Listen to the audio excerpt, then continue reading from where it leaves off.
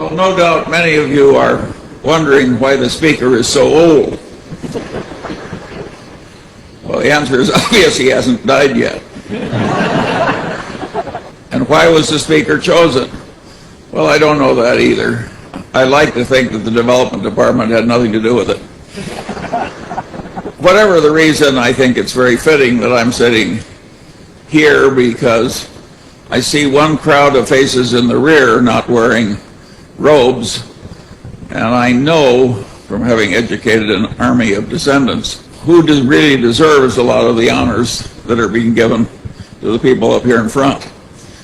The sacrifice and the wisdom and the value transfer that comes from one generation to the next can never be underrated. And that gave me enormous pleasure as I looked at this sea of Asian faces to my left. All my life I've admired Confucius. I like the idea of filial piety, the idea that there are values that are taught and duties that come naturally, and that all that should be passed on to the next generation. And you people who don't think there's anything in this idea, please note how fast these Asian faces are rising in American life. I think they have something. All right, I scratched out a few notes, and I'm going to try and just give an account of some ideas and attitudes that have worked well for me. I don't claim that they're perfect for everybody, although I think many of them are pretty close to universal values, and many of them are can't-fail ideas. What are the core ideas that have helped me? Well, luckily, I got at a very early age the idea that the safest way to try and get what you want is to try and deserve what you want. It's such a simple idea. It's the golden rule. So you want to deliver to the world what you would buy if you were on the other end. In my opinion, that is better for any lawyer or any other person to have. By and large, the people who've had this ethos win in life, and they don't win just money, just honors and emoluments. They win the respect, the deserved trust of the people they deal with. And there is huge pleasure in life to be obtained from getting deserved trust. And the way to get it is to deliver what you'd want to buy if the circumstances were reversed. Now, occasionally you find a perfect rogue of a person who dies rich and widely known. But mostly these people are fully understood by the surrounding civilization. And when the cathedral is full of people at the funeral ceremony, most of them are there to celebrate the fact that the person is dead. And that reminds me of the story of the time when one of these people died and the minister said, "It's now time for someone to say something nice about the deceased." And nobody came forward. And nobody came forward. And nobody came forward. And finally one man came up and he said, "Well, his brother was worse." That is not where you want to go. That's not the kind of funeral you want to have. You'll leave entirely the wrong example. A second idea that I got very early was that there's no love that's so right as admiration-based love, and that love should include the instructive dead. Somehow I got that idea, and I've lived with it all my life, and it's been very, very useful to me. A love like that celebrated by Somerset Maugham in his book of Human Bondage, that's a sick kind of love. It's a disease. And if you find yourself in a disease like that, my advice to you is turn around and fix it, eliminate it. Another idea that I got, and this may remind you of Confucius too, is that wisdom acquisition was a moral duty. It's not something you do just to advance in life. Wisdom acquisition is a moral duty. And there's a corollary to that proposition, which is very important. It means that you're hooked for lifetime learning.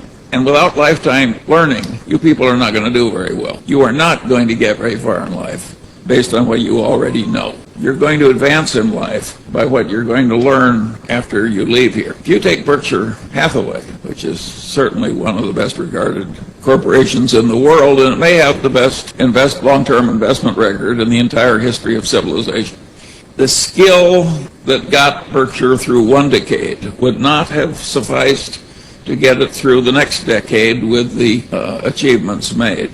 without Warren Buffett being a learning machine, continuous learning machine, the record would have been absolutely impossible. The same is true at lower walks of life. I constantly see people rise in life who were not the smartest, sometimes not even the most diligent. They are learning machines. They go to bed every night a little wiser than they were when they got up. And boy, does that habit help, particularly when you have a long run ahead of you. Alfred North Whitehead said at one time that the rapid advance of civilization came only when man invented the method of invention. And of course he was referring to the huge growth in GDP per capita and all the other good things that we now take for granted, which started a few hundred years ago, and when before that all was stasis. And so if civilization can progress only when it invents the method of invention, you can progress only when you learn the method.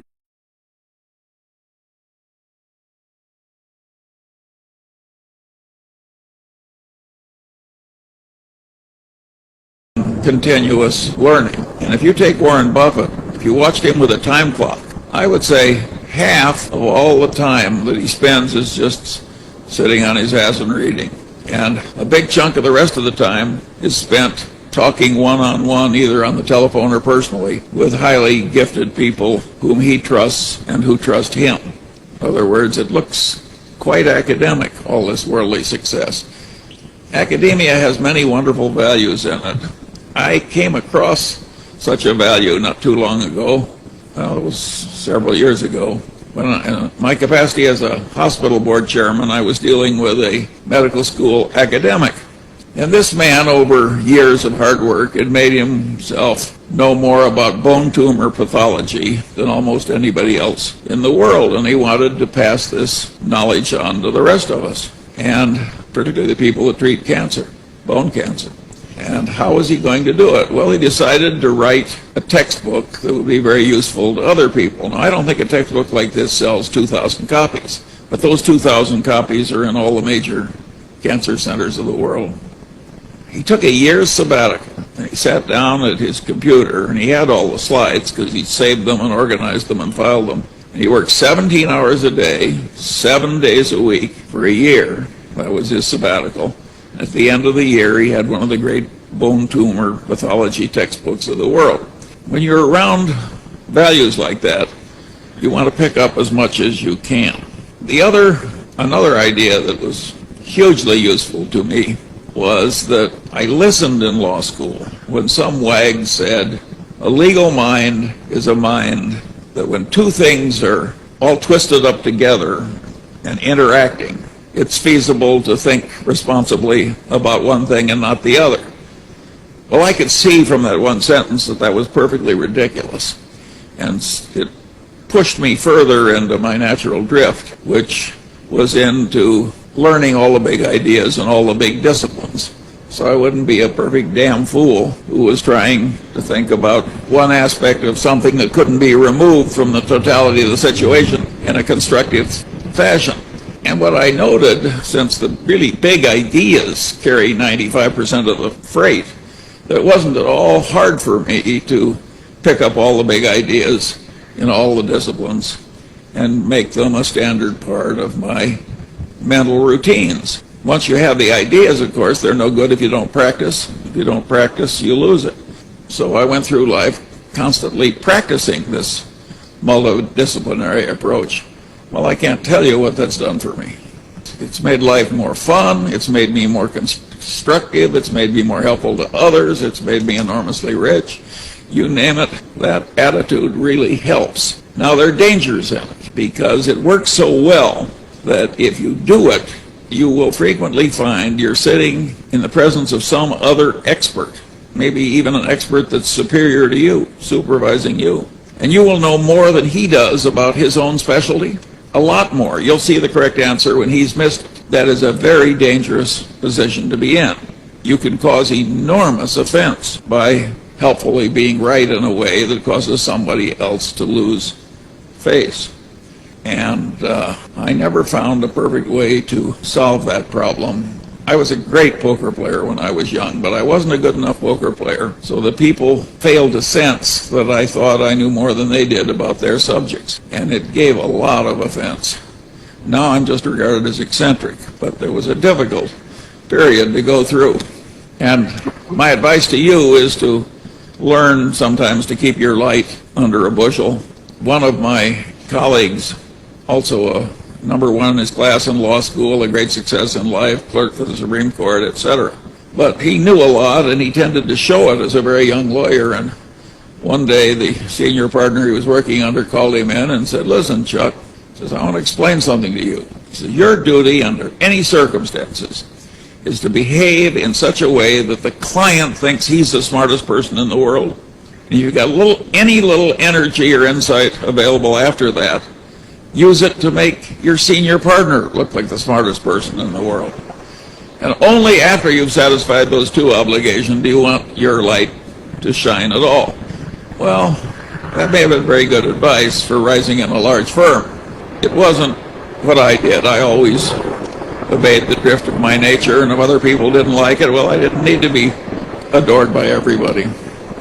Another idea, and by the way, when I talk about this multidisciplinary attitude, I'm really following a very key idea of the greatest lawyer of antiquity, Marcus Tullus Cicero. And Cicero is famous for saying, "A man who doesn't know what happened before he's born goes through life like a child." Now, that is a very correct idea of Cicero's, and he's right to ridicule somebody so foolish as not to know what happened before he was born. But if you generalize Cicero, as I think one should, there are all these other things that you should know in addition to history. And those other things are the big ideas in all the other disciplines. And it doesn't help you just to know them enough so you could prattle them back on an exam and get an A. You have to learn these things in such a way that they're in a mental lattice work in your head, and you automatically use them for the rest of your life. If you do that, I solemnly promise you that one day you'll be walking down the street and you'll look to your right and left and you'll think, "My heavenly days, I'm now one of the few most competent people of my whole age cohort." If you don't do it, many of the brightest of you will live in the middle ranks or in the shallows. Another idea that I got, and it was encapsulated by that story the dean recounted about the man who wanted to know where he was going to die and he wouldn't go there. That rustic who had that idea had a profound truth in his hand. The way complex adaptive systems work and the way mental constructs work, problems frequently get easy. I'd even say usually are easier to solve if you turn them around in reverse. In other words, if you want to help India, the question you should ask is now, how can I help India? What's doing the worst damage in India? What will automatically do the worst damage, and how do I avoid it? You'd think they're logically the same thing.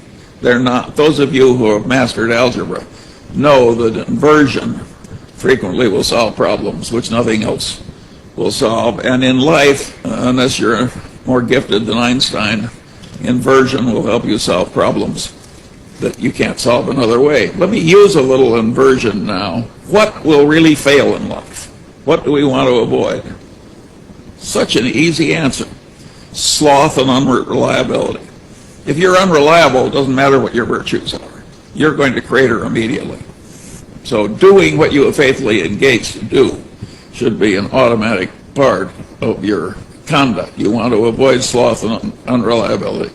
Another thing I think should be avoided is extremely intense ideology, because it cabbages up one's mind. You've seen that. And you see a lot of it, in TV preachers, for instance. They've all got different ideas about theology, and a lot of them have minds that are made of cabbage. But that can happen with political ideology.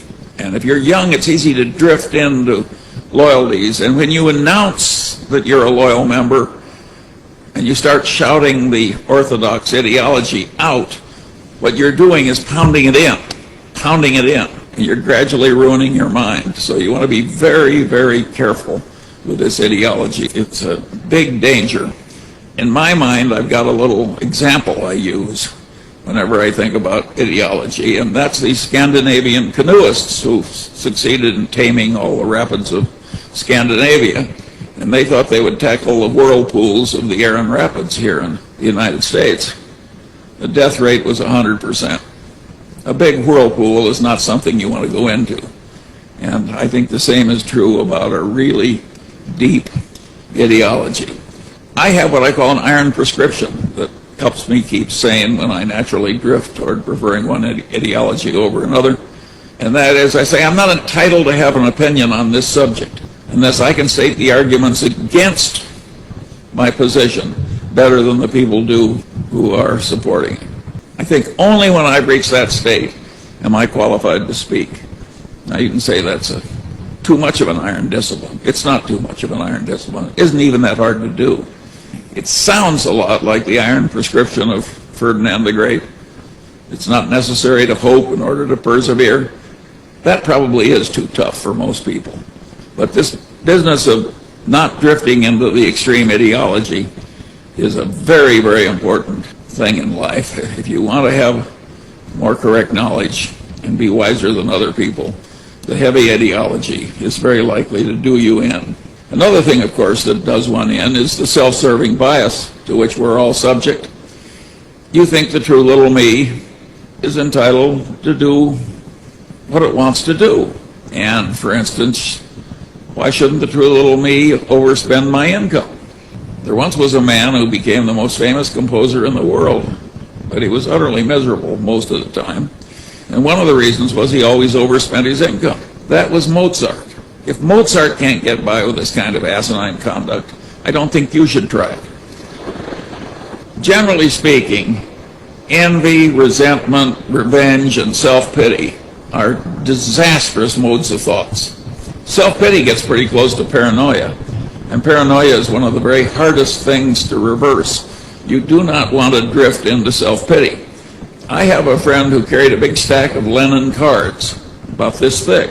And when somebody would make a comment that reflected self-pity, he would take out one of the cards, take the top one off the stack, and hand it to the person.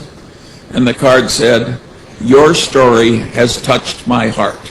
Never have I heard of anyone with as many misfortunes as you." Well, you can say that's waggery. But I suggest that every time you find you're drifting into self-pity, I don't care what the cause, your child can be dying of cancer. Self-pity is not going to improve the situation. Just give yourself one of those cards. It's a ridiculous way to behave. And when you avoid it, you get a great advantage over everybody else, almost everybody else, because self-pity is a standard condition. And yet you can train yourself out of it. And of course, the self-serving bias, you want to get out of yourself. Thinking that what's good for you is good for the wider civilization, and rationalizing all these ridiculous conclusions based on this subconscious tendency to serve oneself is a terribly inaccurate way to think. And of course you want to drive that out of yourself because you want to be wise, not foolish. You also have to allow for the self-serving bias of everybody else, because most people are not going to remove it all that successfully, the human condition being what it is. And if you don't allow for self-serving bias in your conduct, again, you're a fool. You just aren't competent. I watched the brilliant Harvard Law Review trained general counsel of Solomon lose his career. And what he did was, when the CEO was aware that some underling had done something wrong, the general counsel said, "Gee, we don't have any legal duty to report this, but I think it's what we should do. It's our moral duty." And the general counsel was totally correct. But of course it didn't work. It was a very unpleasant thing for the CEO to do, and he put it off and put it off and put it off. And in due course, why the thing eroded into a major scandal, and down went the CEO and the general counsel with him. The correct answer in situations like that was given by Ben Franklin. He says, if you would persuade, appeal to interest, not to reason. The self-serving bias is so extreme. If the general counsel said, look, this can erupt in something that will destroy you, take away your money, take away your status. It's a perfect disaster. It would have worked. You want to appeal to interest. You want to do it with lofty motives, but you should not avoid appealing to interest. Another thing, perverse incentives. You don't want to be in a perverse incentive system that's causing you to behave more and more foolishly or worse and worse. Incentives are too powerful a controller of human cognition and human behavior. And one of the things you're going to find in some modern law firms is billable hour quotas. I could not have lived under a billable hour quota of 2,400 hours a year. That would have caused huge problems for me. I wouldn't have done it. And I don't have a solution for that for you. You'll have to figure it out for yourself. But it's a significant problem. Perverse associations also to be avoided. And you particularly want to avoid working directly under somebody you really don't admire and don't want to be like. It's very dangerous. We're all subject to control to some extent by authority figures, particularly authority figures that are rewarding us. And that requires some talent. The way I solved that is I figured out the people I did admire, and I maneuvered cleverly without criticizing anybody. So I was working entirely under people I admired. And a lot of law firms will permit that if you're shrewd enough to work it out. And your outcome in life will be way more satisfactory and way better if you work under people you really admire. The alternative is not a good idea. Well, we all remember that Darwin paid special attention to disconfirming evidence, particularly when it disconfirmed something he believed and loved. Well, objectivity maintenance routines are totally required in life if you're going to be a correct thinker, and also to checklist routines.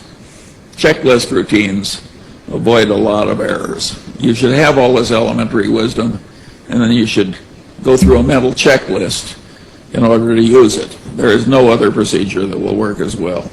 A last idea that I found very important is I realized very early that non-egality would work better in the parts of the world I wanted to inhabit. What do I mean by non-egality? I mean John Wooden, when he was the #1 basketball coach in the world, he just said to the bottom 5 players, you don't get to play your sparring partners. The top 7 did all the playing. Well, the top 7 learned more, remember the learning machine, because they were doing all the playing. And when he got to that system, why, Wooden won more than he'd ever won before. I think the game of life, in many respects, is getting a lot of practice into the hands of the people that have the most aptitude to learn and the most tendency to be learning machines. And if you want the very highest reaches of human civilization, that's where you have to go. You do not want to choose a brain surgeon from your child among 50 applicants, all of whom just take turns doing the procedure. That's not the way to get the really important. You know, your airplane's designed that way. You don't want your Berkshire Hathaways run that way. You want to get the power into the right people. I frequently tell the story of Max Planck when he won the Nobel Prize and went around Germany giving lectures on quantum mechanics. And the chauffeur gradually memorized the lecture, and he said, would you mind, Professor Planck, just because it's so boring to stay in our routines, would you mind if I gave the lecture this time and you just sat in front of my chauffeur's hat? And Planck said, sure, and the chauffeur got up and he gave this long lecture on quantum mechanics, and after which a physics professor stood up in the rear and asked a perfectly ghastly question. And the chauffeur said, well, he says, I'm surprised that in an advanced city like Munich I get such an elementary question. I'm going to ask my chauffeur to reply.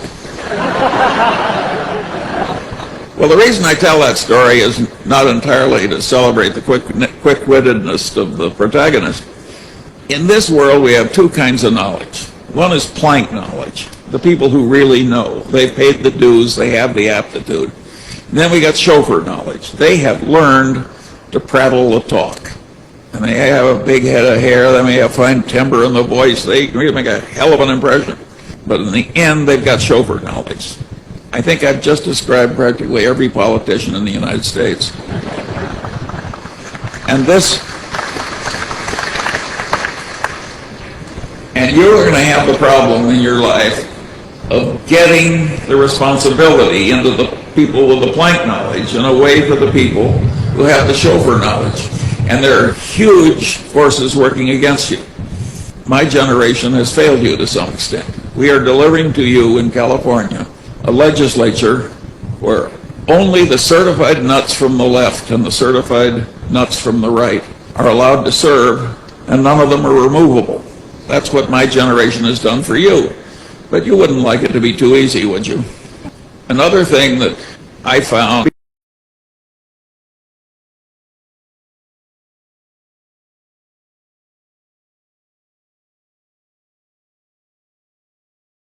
be really good in anything where I didn't have an intense interest.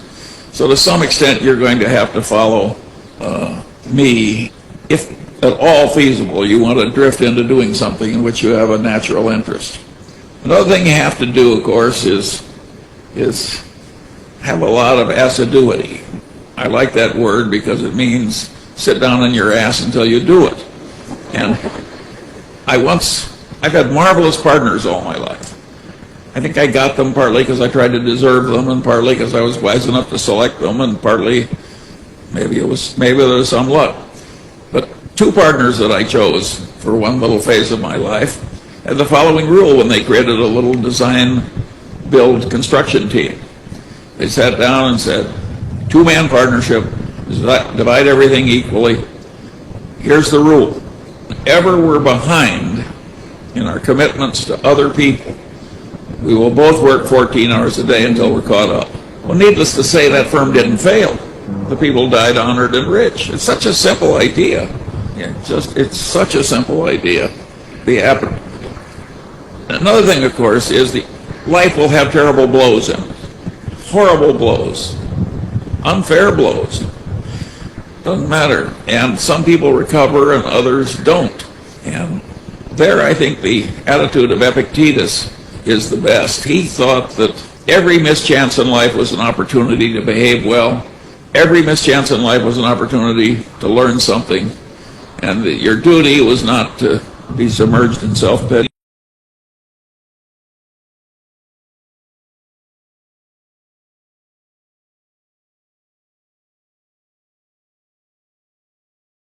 Just left for himself. But here lies Epictetus, a slave, maimed in body, and the ultimate in poverty and favored of the gods.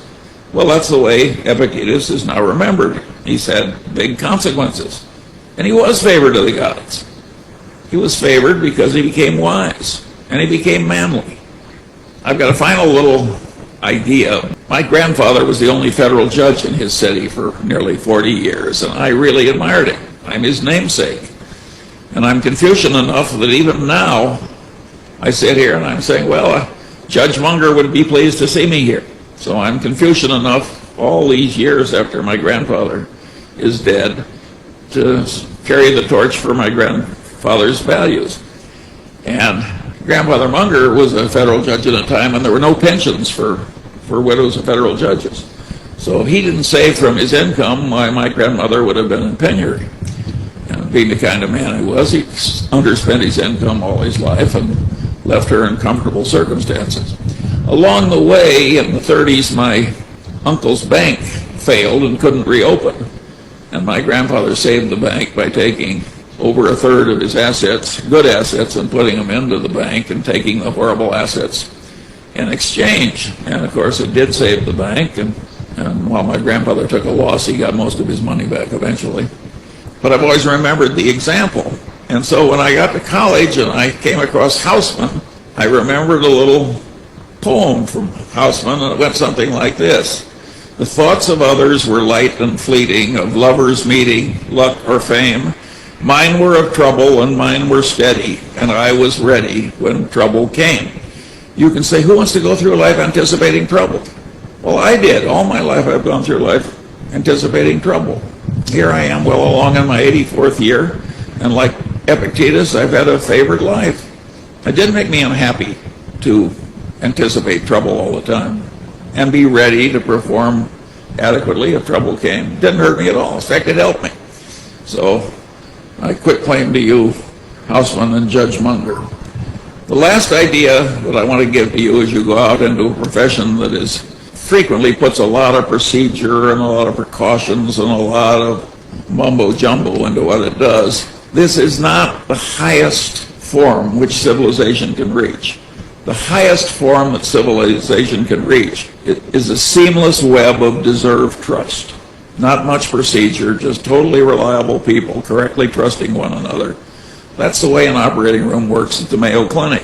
If a bunch of lawyers were to introduce a lot of process, the patients would all die. So never forget, when you're a lawyer, you may be sold for selling this stuff, but you don't have to buy it. In your own life, what you want is a seamless web of deserved trust. And if your proposed marriage contract has 47 pages, my suggestion is you not enter. Well, that's enough for one graduation. I hope these ruminations of an old man are useful to you. In the end, I'm like old Valiant for Truth in Pilgrim's Progress. My sword I leave to him who can wear it.